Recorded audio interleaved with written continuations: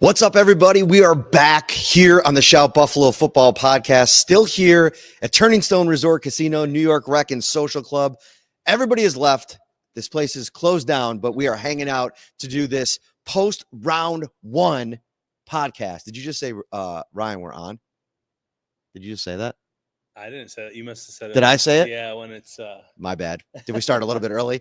Anyway, it has been an exciting first round of the draft here, and we spent most of our night here tonight talking with people that came out for the show. It's been such an awesome live event, but we have a draft pick. We have a pick by the Bills in the first round. Last year, we were sitting here talking about a pick they didn't make, trading out of the round, a bunch of trades, especially as the pick kind of came in. There was a trade right after the Bills made their pick. Brandon Beane said they had opportunities. They didn't make the pick or the trade. They made the pick. Right. Maxwell Hairston Jr., cornerback out of Kentucky. Very interesting. I remember a month ago, right around the combine, started talking about this guy. The speed is something that the Bills have talked about wanting to add on both sides of the ball, specifically in their defensive backfield. This guy is the fastest player in the draft, 4.28, 40-yard dash at the combine. The issue, seemingly, is the tackling grades. Not very high, according to most analysts.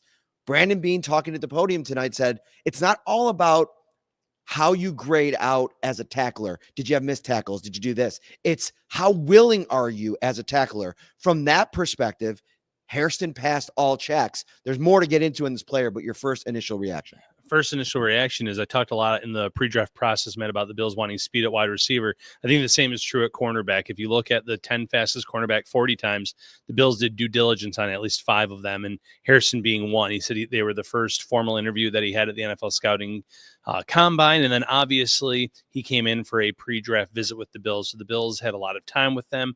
With him, they had a lot of different people talk with him. They love the personality. They love the player and the tape, what he can do in man versus zone. And, you know, he's bulked up a little bit. He knows that tackling, he's going to have some challenges in the NFL with some bigger players, but he sounds up to the task.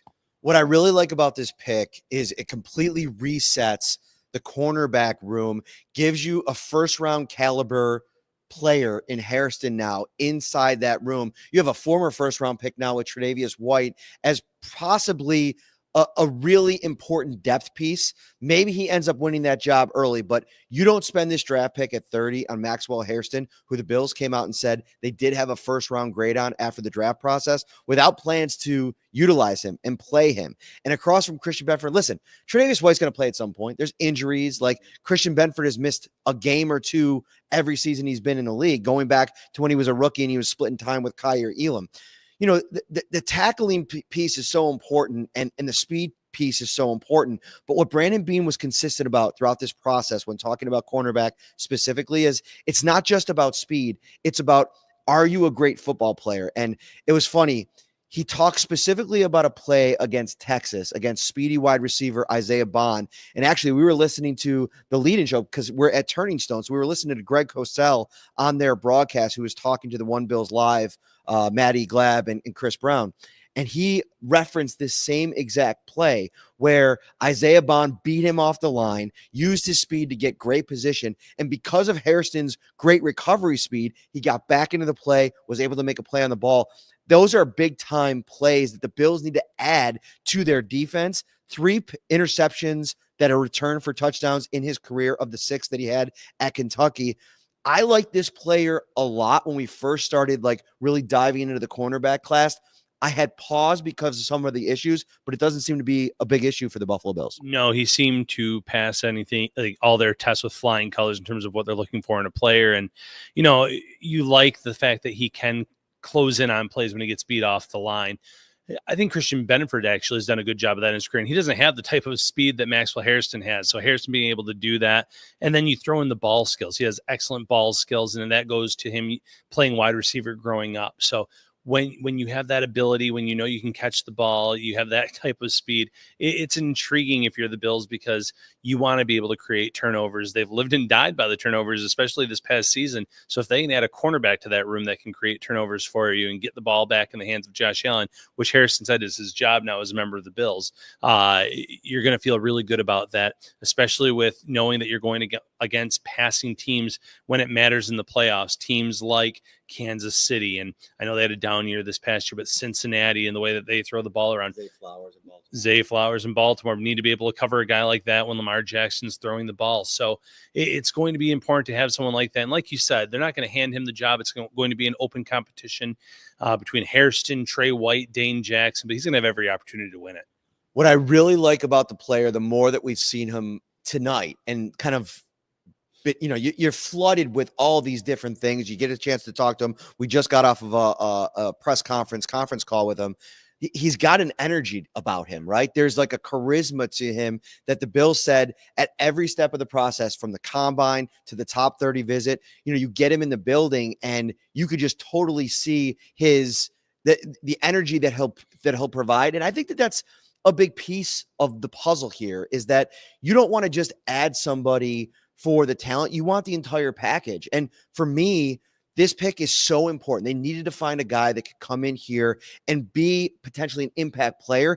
He's got all the confidence in the world, kind of compares himself to Jalen Ramsey. And did you hear him when I asked him about this question? He specifically referenced Jacksonville Jaguars version of Jalen Ramsey back when he was kind of like a dog and like nobody can beat him. He wants to be that kind of player in the NFL. If you get anything close to Jaguars version of Jalen Ramsey in the NFL for Maxwell Hairston Jr., I think you sign up for that. Yeah, that was an elite cornerback back in that day. I know in the last few years, Miami haven't gone well for Ramsey, but in Jacksonville, he was the elite of the elite. There's a reason why he's gotten the big paydays that he's had. So if the Bills get any kind of version of that, that'd be great. You see the personality. I think that the Bills get attracted to things like that, but the athleticism, the RAS score, the relative athletic score, when you put in his new weight, he's bulked up over 190 now. He scored a 9.91. He says he can still run a 4.28 at 190 plus pounds.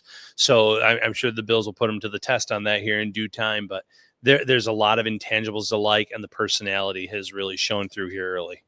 I get concerns about the tackling piece, but if there's any place that a young defensive back can go to learn how to maximize, no pun intended, maybe some pun intended, that part of your game, I think this is the coaching staff that could figure it out and find a way to unlock that. There is a good point in the comments here, though. Still got to get after the quarterback, and the pass rush has to be there. They've added some important pieces over the course of this offseason. Michael Hoyt, Joey Bosa, Larry Ogunjobi. Hoyt and Ogunjobi going to be out for the first 6 weeks. Day 2, and we'll get there in a second, I think all eyes are on the defensive line and what the Bills can do. They have 2 picks at this point in the draft, 56 and 62. They're going to have to watch this. A lot of teams took defensive linemen. I mean, listen, Atlanta traded up to get James Pierce. They took 2 edge rushers in the first round. So maybe you're able to kind of sit there and wait it out, take a player at 56 or 62, but they have capital. They have ammo. They can go up and get a guy that they really like. We'll talk about that in a minute and some of the potential targets. Here's another thing to think about. Will Johnson out of Michigan. How shocked are you that he doesn't go here? We heard all week about the concerns about the potential medicals. What I heard from some of the draft analysts was that the word around the league was that the kind of concerns that were appearing up medical-wise on people's draft boards were stuff that was going to be lingering and potentially affecting his long-term viability as a player in the NFL. Right. Whenever you start dealing with something like that, that's when you see the kind of fall that we've seen. Will Johnson, 2 months ago, before the combine, we were talking about him as a top 10 pick. Yeah, and we've seen this with prospects with arthritis in the knee and degenerative issues, and then they fall down the draft board for whatever reason. There's a linebacker that Pittsburgh took last year in round 3, I believe it was. They had some kind of injury issues that really fell down the board. Will Johnson has all the talent in the world. We see a lot of comments here commenting on he was right there for the Bills. The Bills and every other team have done their due diligence on this player, and there's no doubt in my mind that they have the same concerns that every other team did, and that's why he did not go in round 1. Now, some teams are going to take a gamble on him in round 2, and if he stays healthy, they're going to look like one of the smartest teams in the league. And, if it doesn't work out, well, then it's just a second-round pick. That's not as bad as when you take prime capital like a first-round pick. So, Johnson, I love the game. I love his game. I love the tape that he's put up there after he had his private workout or pro day of sorts. A lot of analysts were saying, oh, he's going to be a top 10 pick. That's clearly not the case. So many people watching here late night on a Friday here as we get into start preparing for day 2 of the NFL draft. The other thing with Maxwell Hairston, I thought it was pretty cool. first of all, two things. Number one, the video that's going around, if you haven't seen it on social media yet, try to find it. I'm going to write about it for tomorrow. Him basically congratulating everybody that he knew in the draft class that was at the NFL draft. He was there. You could see him in the videos wearing the blue pants, which maybe that's fitting, ended up with the Buffalo Bills. But just like the energy about this guy, the positivity around this guy, you could see why the Bills really gravitated to him. Went to Kentucky, teammates with Ray Davis. He actually said that he saw the Bills play against Detroit in Detroit. Ray Davis got tickets for him for that game, and he knew even then that if he landed in Buffalo, it was going to be pretty exciting for him. And like you said, he's treating this like his job is to get the ball back for Josh Allen, be a turnover machine. Yeah, it's pretty cool to see that he was actually at a game last year, got to see this team firsthand, the way that they can, participate in shootouts against other teams. And if he can be that difference maker on defense, he said, they're one player away, and I feel like I can be that player. If that ends up coming true and the Bills can finally overcome, their demons, whether it's the Kansas City Chiefs or another team, and advance past the AFC Championship, this pick's going to look like a home run. We're here at Turning Stone Resort Casino inside the New York Rec and Social Club. Everybody here so kind to let us hang out here after hours to be able to record this late night reaction podcast. The Bills now, their cornerback room is set. What do you think about, and I want to get to day 2 targets here in a second. We kind of already touched on a couple.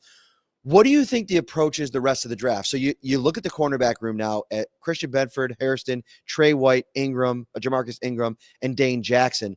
That's a pretty loaded room. Mm-hmm. Do you think that they still would consider a day 3 target? They'll definitely probably bring in a UDFA. And then you think about a guy like Corey Couch, Daquan Hardy, that are also going to be kind of in the mix in training camp as like some of those on the outside looking in type of cornerbacks. What do you think their plans are? Or do you think that maybe they don't take another cornerback now that they've gone big with Hairston? On day 3, if the Bills were to somehow keep all 10 of their picks, it wouldn't shock me if they double dipped at the position, but they do have a lot of depth there now. And I think they're going to feel good about that. You can always bring in a UDFA or two, like you mentioned.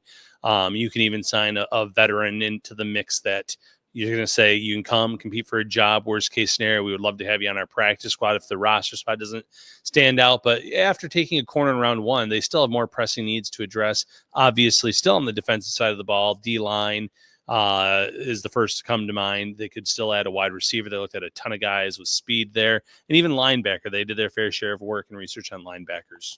All right, so I'm going to read to you the top 10 names of players remaining on the board, and I want to ask you if there's anybody that you think the Bills should consider trading up to maybe around top 40, right? Like 40 to 45 in that range. So we have Will Johnson, Michigan cornerback, Mike Green, edge rusher out of Marshall. So the off-the-field stuff, I think, has really affected his draft stock.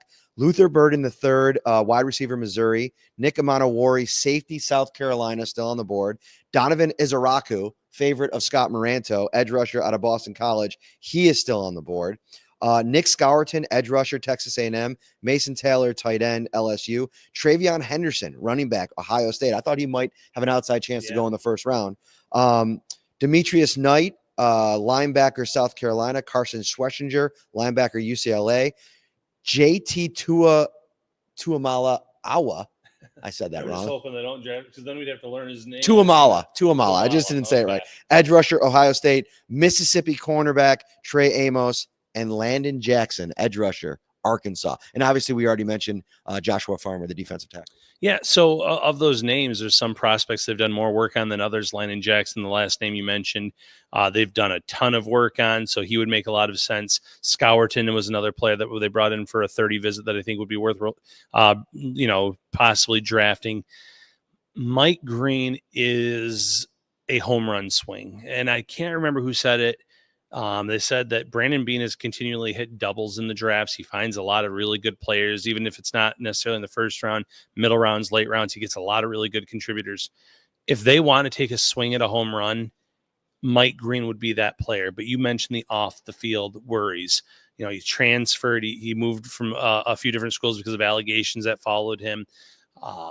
And that's the scary part of it. Now, the Bills, I'm sure, as every other team in this league, has done their due diligence on him. They've done their research. If they feel comfortable enough, a player that had, I believe, 17 sacks a year ago at Marshall is someone that you would love to add to your pass rush room. But this is also a team that has not necessarily gone for players with red flags. Yeah, I mean, I think Landon Jackson for me is the guy that if you're looking at potential edge rushers, that you really have a high grade on, and if you look at 62, maybe you have an outside chance of like Joshua Farmer being there at that spot, maybe a TJ Sanders, somebody like a bulkier, bigger kind of target. I mean, I don't know where he ends up landing. Maybe it's third or fourth round. Jamari Caldwell, somebody that I really like throughout the whole draft process. There's still going to be names out there at that 3-tech or 1-tech defensive tackle that they can go after. But I do think that, an aggressive move up for an edge rusher, and maybe it's not Green, maybe it's a Scourton. Like some people are higher on him than others. I've seen some people have Scourton ranked ahead of even Shamar Stewart on some big boards. And listen, that was a top 15 pick. So it'll be interesting to see what kind of happens as, I don't know, maybe expected, if that's the right word, or anticipated. Shedeur Sanders does not get drafted in the first round. The New York Giants trade up to get Jackson Dart, which may be one of the coolest quarterback names in the history of professional football. And Brian Dable seemed to be excited. And listen, everything that I heard about Jackson Dart is he's kind of like got some Josh Allen-ish in him, the way that he plays the game. I'm not comparing him. I'm not saying he's the next Josh Allen. Don't get me wrong. But what I think Brian Dable really likes is the mobility, the effort attitude sometimes, and like sugar high Josh, right? Jackson Dart has some of that to his game. So I think that like to get him in New York and to be able to kind of develop him, they have Russell Wilson, they have Jameis Winston, they don't have to play him off the jump. And you remember Brandon Beane talking about when they drafted Josh Allen, one of his biggest regrets is that he didn't have more veteran quarterbacks in the room to not have to rush Josh Allen back in the day. They don't have to rush Jackson Dart in New York. No, and listen, this is a front office, coaching staff, you name it, that they are coaching and for their jobs this year, and the front office as well. They're going to go as well if the Giants have another down year. So to be able to get an elite pass rusher early and then come back at the end of the first round and get the quarterback that you liked, that's a good start for the Giants. Now the picks have to pan out. They have to play up to their potential. That's a whole nother matter, but it's going to be big for them if they do show development and the Giants show marking, a lot of improvement in the season, because that can save Brian Dable's job and Joe Shane's job. And that's what they're looking to do at this point in time, because it's desperation mode. So did not hate that. When it comes to Shedeur Sanders, I said it a few months ago, I thought he was a second-round QB. I still think he's a second-round QB. He's going to go somewhere tomorrow, I think early-ish in this draft, definitely round 2 in my opinion. Not round 3. And there's nothing wrong with being a round 2 quarterback. People that were criticizing, draft analysts for saying, why is he falling down the boards now? I just think that the interviews caught up with him in terms of how he came across. He has arm talent, don't get me wrong, but it's not elite arm talent that you necessarily see. He does things well, but he doesn't do things at an elite level. And this was just a weak quarterback class overall in terms of quarterback prospects. So for him to go in round 2, I think it's perfectly fine. Matt Parrino and Ryan Talbot here at a Turning Stone Resort Casino, New York Rec and Social Club, kind enough to let us stay after hours to record this reaction podcast. Alex Barber asking where we got these snazzy t-shirts with this cool looking logo on it. David Trelizio in the comments, one of our regulars, has come out to a bunch of live shows. He's had these shirts made for us. He actually made another design, brought that one out. Everywhere we go when we wear these shirts, and it was the same thing tonight, people were like, oh, where can I get those shirts? Right. So we got to work with David, get these things printed up, and got the Bills logo off it, and then we can get these out to the masses, because very, very cool. We appreciate you. All right. I wanted to go for about 20 minutes here. Final thoughts on Hairston, the defense as a whole, in terms as, they're starting to really come into what this thing is going to look like. How can this go from, what's going to earn you a round 1, round 2 A grade by the end of tomorrow? Getting a few more difference makers. So that could end up being, a D tackle and edge. It could be a D tackle and a wide receiver. You could throw a safety into the mix. There's a few prospects there. Get guys that can win you games in 2025, but also and beyond. Don't think just short term. Get guys that you think are going to be difference makers in this league. Watts, the safety from Notre Dame, have to make a Notre Dame reference because I know how much you love that. Joshua Farmer, they love him. Landon Jackson, all prospects that make sense. Jalen Royal is a wide receiver I'm very high on that I think they could get at 56 or 62. So go out, take those swings on players that you think can help you get over the hump and get to the Super Bowl. Here's my big strategy for these final 2 days. Now that you have not gone defensive line in the first round, you bet big on the cornerback, which I'm fine with, especially the more you're learning about him. And I'm joking. So as you know, he's choking over here. Yeah. Maybe you double dip on defensive tackle. Maybe you. That's what I want to say. There it is. Dude, we share a brain sometimes, me and Talbot. I'm choking over here. I almost choked on a chicken wing when we were doing the show earlier tonight.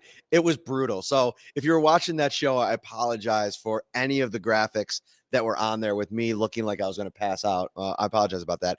To me in this draft now, double dip at edge and at defensive tackle, because the Christian Benford model should be one that the Bills embrace at positions where they're trying to find an answer.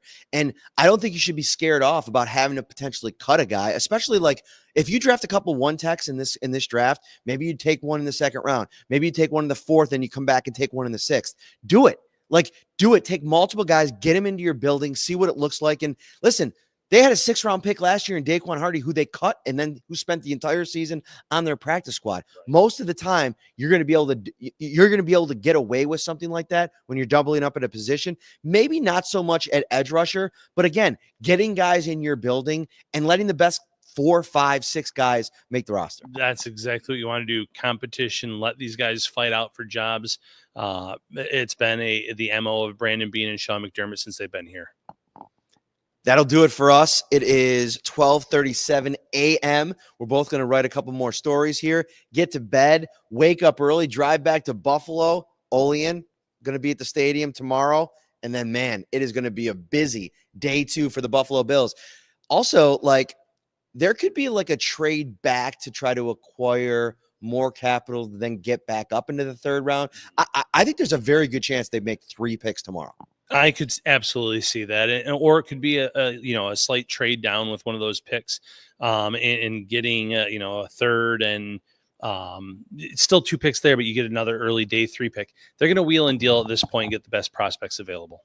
All right, make sure you sign up to become a Shout Buffalo Bills insider, 716-528-6727. We're not sending out texts right now. It's really late. I don't want to blow people up on the East Coast, but all day tomorrow, we're going to give our thoughts on what could be lining up. We'll give you all of our thoughts on Maxwell Hairston. We'll give you all of the coverage from tonight, everything we heard from Max. And Max will be in Buffalo tomorrow. They'll fly him in. We'll get a chance to meet him and talk to him then. For Ryan Talbot, I'm Matt Parrino. We'll see you tomorrow. Have a good night, everybody. Take care.